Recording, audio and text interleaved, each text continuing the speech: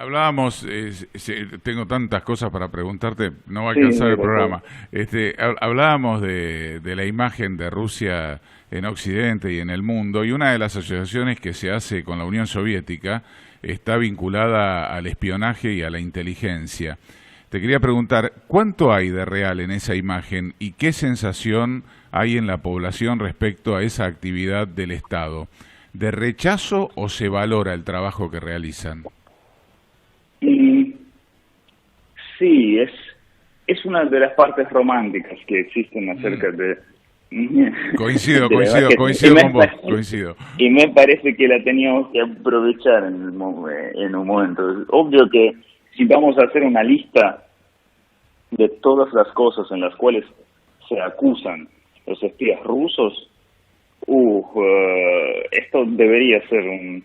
No, Deberíamos ser tan poderosos que bueno, ningún poder más poderoso que la Iglesia Católica en su sí, momento no, de triunfo global. no estaríamos acá haciendo una entrevista para difundir la cultura de Rusia, ¿no? No hacía falta. Claro, claro, Sí. no Porque haría. todo el mundo es como hay un chiste que pusieron en nuestro barrio, pusieron como instauraron colocaron una transmisora que influye en lo que pensás. Al principio no me gustaba, pero después la empecé a querer. Algo así, tipo, en este caso, Sí. algo que tipo una estación que influye la mente y como que uno piensa. Entonces, en este caso, todos estaríamos de acuerdo que no haría falta de confirmar, no sé, hablar de Rusia algo bueno porque todo el mundo lo supiera. Exactamente. Pero Es más trabajo que lo que hicieron los muchachos enfrente de lo que hizo, o sea, esto para llevarlo al común del oyente, ¿no? O sea, que esa construcción viene más de la tarea que hizo Occidente o Hollywood o las películas más capitalistas que de la propia realidad de la inteligencia rusa. Pero si no, el efecto uh, hubiera sido superior. había cosas muy interesantes, y había los casos cuando se trabajaba muy bien, y el siglo XX fue un siglo de cuando la información, alguna información podía valer mucho, y entonces había varias cosas. Yo, de hecho, hace poco leí una investigación muy interesante sobre los espías norcoreanos en la Unión Soviética en los años 70. Es increíble, parece que son tipo, países del mismo bando, pero los espías existen siempre y es un trabajo rutinario y habitual de cualquier gobierno que tiene buena autoestima, no sé, que se respeta.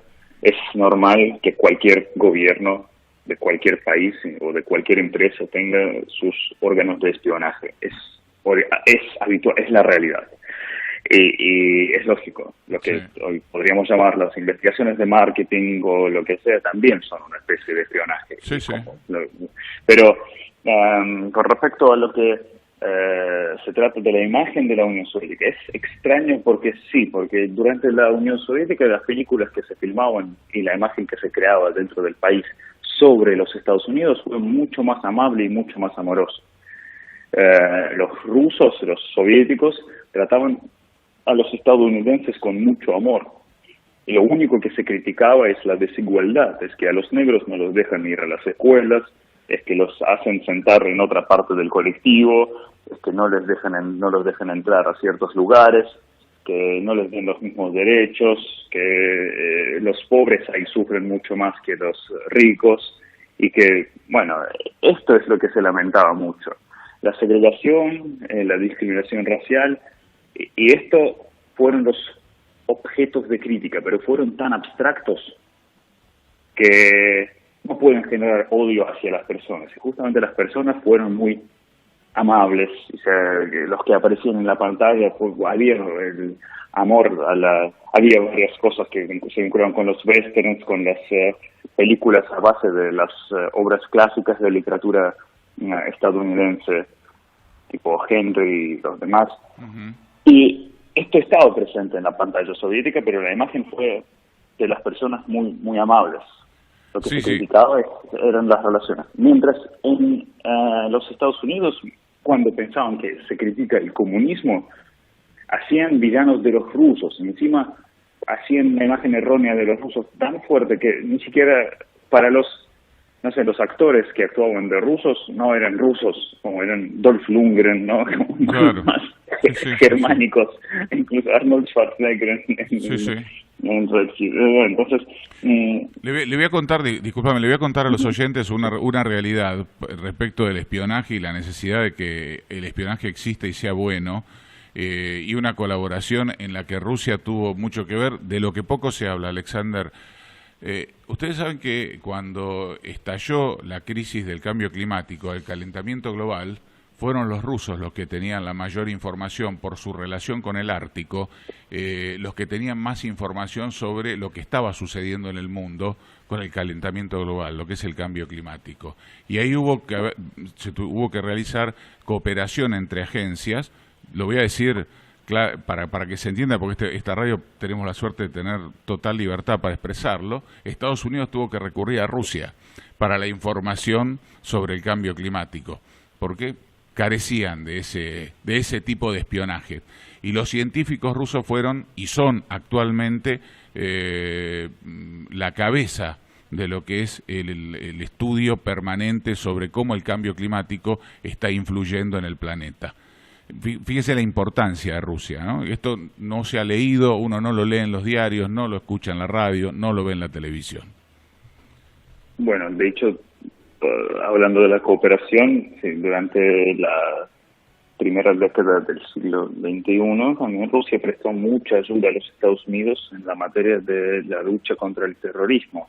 Después del 11 de septiembre, Rusia ayudó y compartió su experiencia de la lucha contra los terroristas en Rusia, que nosotros habíamos sufrido bastante de los atentados de los grupos extremistas durante todos los años 90, así que fue también una experiencia muy vasta que compartieron. Pero bueno, no creo que ahí pasa el tema por el espionaje únicamente. El espionaje no creo que ahora ya es otra época y nosotros miramos para mí los cuentos sobre los espías es como en el momento cuando Alexander Dumas escribía sus Tres Mosqueteros. Esto es algo así, que o sea, para nosotros es un material para novelas y películas. Es romántico. Y me parece, yo sueño también que van a aparecer en algún momento las películas, porque generalmente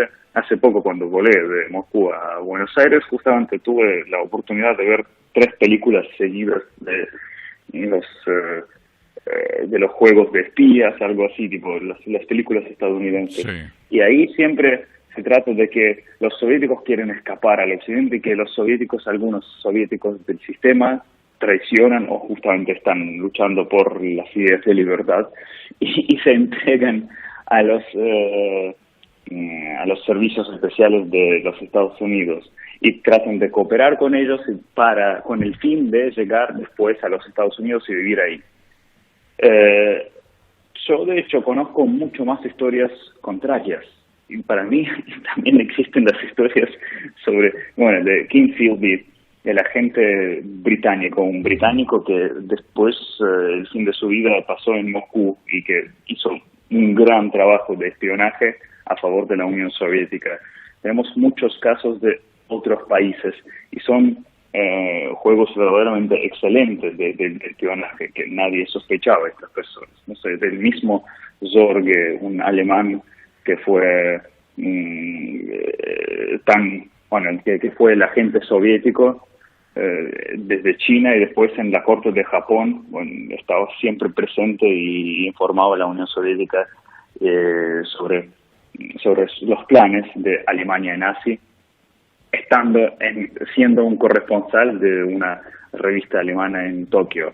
Así que parece que no tiene ningún vínculo con la Unión Soviética. Y esto fue un juego muy interesante, esto fue un juego muy grande. Había también un espía muy importante que se llamaba Joseph Grigulevich, que bajo el nombre de José Kowalski se conocía. Su historia fue así y está vinculado con Argentina en su momento. Sí. que fue tipo un inmigrante ruso, polaco, lituano, que llegó a Argentina, después se fue de Argentina a la Guerra Civil Española, supuestamente fue trotskista y después desaparece. Pero detrás de este nombre, detrás de esta leyenda, estaba Joseph Grigulevich, que sí pasó un tiempo en Argentina, que sí después fue a la Guerra Civil Española, pero además de ser parte de Comintern, él como hizo sospecharse a sí mismo como si fuese trotskista y después organizó el asesinato de Trotsky, como hizo toda la posible infraestructura y después desaparece. Y aparece otra persona, Teodor Castro, es el mismo, pero ya en los años 40, y que vuelve a ser el embajador de Costa Rica en Vaticano, y que tenía una misión, tenía que matar a Joseph Broz Tito en el momento del conflicto con la Unión Soviética. Entonces su misión fue así, pero después, en el último momento, cuando se establecieron bien las relaciones, se canceló esto. Pero cuando un espía soviético llegó a ser un embajador de Costa Rica en la embajada en el Vaticano y en Italia, eso fue un triunfo del espionaje soviético. Y después este personaje desaparece y aparece en Moscú un profesor, un especialista en la historia de la Iglesia Católica Romana y en Latinoamérica, que durante 30 años enseñaba en la Universidad de Moscú y tuvo muchos méritos y muchas condecoraciones, y como desde la nada aparece en Moscú un profesor que sabe mucho de todo esto y que enseña historia. Esto sí, me parece que son las historias más lindas que lo que nos muestran en las películas. Y si nosotros vamos a ver más atentamente todo lo que estaba pasando, nos vamos a sorprender y tener más cariño a estas personas y hasta esta gente. Vamos a descubrir más sobre nuestra propia sociedad y de nosotros mismos, y es para lo que sirve la historia. Totalmente. Contale a los oyentes qué es, porque bueno, vos trabajaste en la embajada, sos historiador, profesor de historia, y dirigís actualmente Rusia Studio, que es una forma de conocer, estudiar online, una visión muy moderna del acceso a la cultura y a la historia de Rusia. ¿Cómo trabaja Rusia Studio? Sí, lo moderno ahí no está únicamente en Internet, pero sí, gracias por la pregunta. Sí, yo durante muchos años enseñaba en Argentina, en Uruguay, sobre la historia rusa, daba algunas clases muy buenas, bueno, muy especializadas, pero terminaba de comprender que la gente no entendió lo que quería decir y que faltaban ciertas cosas básicas, no sé, eso. Igual teníamos un público aquí, en el momento cuando volvimos a Rusia, empezamos a aprovechar a distancia todo esto, creamos unos cursos en línea, pero esto fue antes de la pandemia y la gente dudaba mucho en eficiencia de la educación online. Pero ya en el momento cuando pasó la pandemia para nosotros fue una hora de nuestra gloria. Y sí, adaptamos el mejor sistema, la mejor plataforma educativa en línea en Rusia, que Rusia tenía más experiencia en la educación en línea, entonces adaptamos mejores tecnologías de la enseñanza, pero la idea para mí fue justamente evitar las situaciones de la frustración cuando la gente no entiende las cosas complicadas. Entonces, para esto creamos un curso que se llama Curso Básico Integral, que durante 12 semanas nosotros enseñamos toda la base de la historia rusa y damos un esqueleto concreto, justamente basándonos en lo que conoce un hispanoparlante promedio acerca de Rusia, porque no son tabula rasa, algo sí conocemos todos, y lo más importante es vincular los hechos de la historia rusa con los hechos de la historia universal y con lo que ya uno conoce sobre Rusia, para poder tener su propio criterio si es falso o si es verdadero. Entonces nosotros enseñamos a tener propia opinión, que nuestros estudiantes pueden expresar todo lo que... No existe el concepto de la visión política o algo así. Nosotros estudiamos la historia, estudiamos la base de los hechos y después de 12 semanas nuestros alumnos tienen una visión completa de los 1000 años de la historia rusa, y ya después nunca se van a confundir sobre ciertos hechos. Van a tener un esqueleto de todo lo que tiene que ver con la estructura del pasado ruso. Y luego, a base de esto, nosotros hacemos otras investigaciones. Yo estudié historia en la Universidad de San Petersburgo y nuestra manera de estudiarla fue muy diferente a lo que es aquí. Y nos pusimos mucha atención en la parte científica de la historia. Aquí es una cosa más polémica y se quita la parte de ciencia, pero por eso, de hecho, esto daña la calidad del conocimiento que tiene uno. Y nosotros tratamos de dar la idea de cómo se investiga. También compartimos el método, abrimos la puerta a la cocina del historiador y cómo se hace. Tenemos los talleres prácticos, incluso dentro del curso básico integral, tenemos algunas clases magistrales, donde nosotros enseñamos cómo trabajar con un texto, incluso cuando ya está en español. ¿Qué preguntas hay que hacer al texto? ¿Cómo analizar las fuentes? ¿Cómo criticarlas? Y esto enseña más que la historia rusa, sino que enseña también la manera de trabajar con la información. Sí, la invitación es conocer la historia rusa, pero además de esto, todos nuestros alumnos empiezan a tener su propio criterio acerca de todo lo que se habla en la esfera de humanidades y de la historia, no únicamente sobre Rusia. Porque así se va a formar y se forma un criterio para poder analizar la información. Se le entregan las herramientas que dan todas las posibilidades de trabajar con todo tipo de noticias, películas y lo que sea, toda la información que se le cruza. Y esto afecta la calidad de vida en muchos aspectos. Así que así creció el proyecto. Ya somos, nosotros vamos a entrevistar en Forbes en España. Esto fue una novedad, salió en papel en noviembre. Hicimos los proyectos de cooperación durante 2 años. Lo hacemos con el Museo Frida Kahlo y Anahuacalli en México. Trabajamos y cooperamos con varias embajadas. Y encontramos algo que sí es diferente, porque todo lo que uno puede encontrar sobre Rusia son las cosas estereotípicas, anacrónicas. Incluso en inglés no hay nada. Yo tomé, por las dudas, todos los cursos en línea que existen acerca de la historia rusa y no me satisfacieron ningunos, porque de hecho, no sé, te dicen cualquier cosa. Es lo mismo que la historia argentina, y te hablan sobre el mate, te hablan sobre el poncho, sobre, no sé, los gauchos, pero no te hablan sobre el modelo agroexportador, no te hablan sobre los planes quinquenales, no te hablan sobre la patria grande, ni otros conceptos, ni te hablan sobre la época colonial, y qué imagen se te forma.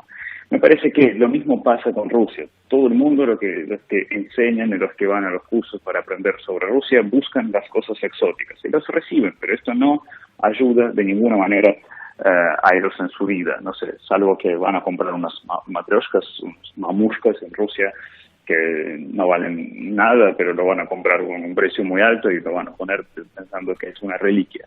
Pero la idea es incorporar un conocimiento que contribuya al crecimiento intelectual y espiritual, ¿no? El conocimiento de la existencia, no solo de Rusia, sino del papel que uno cumple en el concierto del universo, ¿no? Digo, cada país, sí. Esto sucede con las personas, sucede con las familias, sucede con los países y sucede con el mundo. Hay que pensarlo más allá de una cosa decorativa, ¿no? Decir, bueno, qué cosa rara es esta, vamos a ver de qué se trata. Es muy interesante profundizar en los conocimientos, en la discusión intelectual. Filosofar, sí, por decirlo de una forma, filosofar. No es tan así. Filosofar. Para filosofar uno tiene que tener bases. Nosotros podemos filosofar acerca de las vacunas o inmunología, pero ¿qué voy a filosofar yo que no conozco nada? Únicamente lo que leí en los diarios. Punto. No soy un experto en esto y no tengo el derecho de filosofar. Pero sí me capacito. Sí, como paso ciertas cosas, y si formo mi propio criterio y sé por qué esto funciona y esto no, ya la conversación va a ser diferente. Para cualquier opinión, hace falta tener las bases. ¿Qué yo puedo opinar sobre las estrellas? Nada. Pero si me capacito, podemos mantener una conversación muy interesante acerca de esto. Y es algo que hace falta comprender, que sí se puede capacitarse y se puede tener únicamente ciertos criterios y herramientas. No sé, por ejemplo, y me gustan las propuestas que son fuera de lo común en la gente, y somos diferentes en el mercado de la educación en línea. Por ejemplo, este año nuevo vamos a hacer un curso, un taller de 3 días. Generalmente siempre hacemos para el año nuevo unos talleres breves, pero ahí vamos a analizar las tradiciones de Navidad y el Año Nuevo en la Unión Soviética, que sí vamos a estudiar en 3 días, en breve, la historia de la Unión Soviética, pero solamente 3 aspectos que hacen las fiestas para las personas, que son la religión, porque es difícil de negar que la Navidad está vinculado con la religión. Claro, Cristo ha nacido, así que sí, como se festeja la Navidad sin Cristo. Sí. La religión y sus aspectos. Después la familia, porque es una fiesta familiar. Bueno, sin hablar que la Navidad es cuando la familia de José y María tuvo un hijo. Entonces, sí. El aspecto familiar, cómo fue la familia, cómo fue la religión. Y después el aspecto de comida y de la mesa. Entonces, todas estas cosas. Y vamos a ver cómo en una sociedad donde quizás la religión no fue bien amiga, pudieron festejar, pudieron mantener las tradiciones del festejo de la Navidad y del Año Nuevo. Después, la familia. ¿Qué tal con la familia? Si esto se trataba de la destrucción de los lazos tradicionales, si se trataba del feminismo, si se trataba de muchas cosas de la sociedad nueva y moderna, ¿qué pasaba con la familia? Se mantenía un vínculo familiar, se reunían los familiares en la mesa. Esto vamos a analizar durante el segundo día. Y el tercer día vamos a analizar la comida. ¿Qué tal la comida? Si el país que exportaba todos los alimentos al mundo abastecía muchos países de Europa, pero a la vez se moría de hambre muchas veces. Entonces, ¿cómo podría ser una mesa festiva para este país? ¿Y cómo se desarrolló todo esto? Y siempre nos posicionamos en lo que sí, hay una fiesta, y vamos a indagar cómo. Vamos a ver la imagen, vamos a ver los artefactos, vamos a ver cómo fue la fiesta, y a través de sus elementos vamos a ir al pasado, vamos a sumergir el pasado guiándonos nuestros guías van a ser los objetos o las tradiciones que es difícil de negar, lo que vemos, y vamos a ver que estas tradiciones nos lleven y nos muestren qué tal fue su trayectoria, cómo se mantuvieron, cómo pudieron estar, y de hecho con la mesa también vamos a hablar sobre el caviar y los fiambres para los proletarios, vamos a hablar sobre los conceptos de cómo influía la decolonización en sus procesos en Asia y en África, cómo influía esto a la mesa festiva de los ciudadanos soviéticos, y etcétera, muchas cosas más, cómo las aderezas más patrióticas soviéticas fueron prestadas de los Estados Unidos, y cómo los Estados Unidos con su tradición culinaria influyeron mucho a que en la mesa de cada soviético aparecía la ensalada rusa. Entonces, que los Estados Unidos hicieron accesible la ensalada rusa para todos los rusos. Qué bárbaro, qué bárbaro. De todo esto, pero detrás de las cosas comunes nosotros podemos ver la historia de verdad, la historia de las cosas y de la trayectoria de muchos aspectos de la vida. No vamos a hablar de Stalin y sus rasgos de carácter o de qué quería decir Lenin en tal página. No, la vida es mucho más complicada que los conceptos ideológicos. La vida es, y me parece que a través de estas cosas vamos a ver. Entonces, sí, vamos a hacer este taller. Tenemos el sitio que es rusia.studio, pero nuestra página de Instagram, donde hacemos muchas actividades, es Rusia Studio en una palabra sola. Sí. Así que va a ser más fácil de acceder. Sí, Rusia.studio es como muy bueno, tenemos un dominio muy copado, que no es ni .com ni nada, es tal cual como se escucha. Así que vamos a... Y de hecho cambiamos la visión del mundo de las personas. No fue la intención. La intención al principio fue enseñar la historia de Rusia para que la gente pueda comprender algo más allá de todo lo que está presente en el campo mediático. Pero salió así que nosotros hacemos ciertas revelaciones de varias cosas. Hace 2 días me escribió nuestra alumna de España que estaba haciendo una exposición sobre Velázquez y me agradecía por haber estudiado conmigo porque ya comprende mucho más la época de Velázquez y comprende el mundo. Rusia es una pieza faltante, es una sexta parte de la superficie de tierra firme. Y si se ignora y no conoce nada, cuando la gente habla de la historia universal, habla de Francia, de Italia, a veces de España y de Inglaterra. Ni siquiera conoce la historia de Alemania, de Hungría, de los países balcánicos, ni del Imperio Otomano. Como de qué Occidente, de qué Europa estamos hablando. Un par de países que reemplazan en la imagen común todo el mundo. Está mal.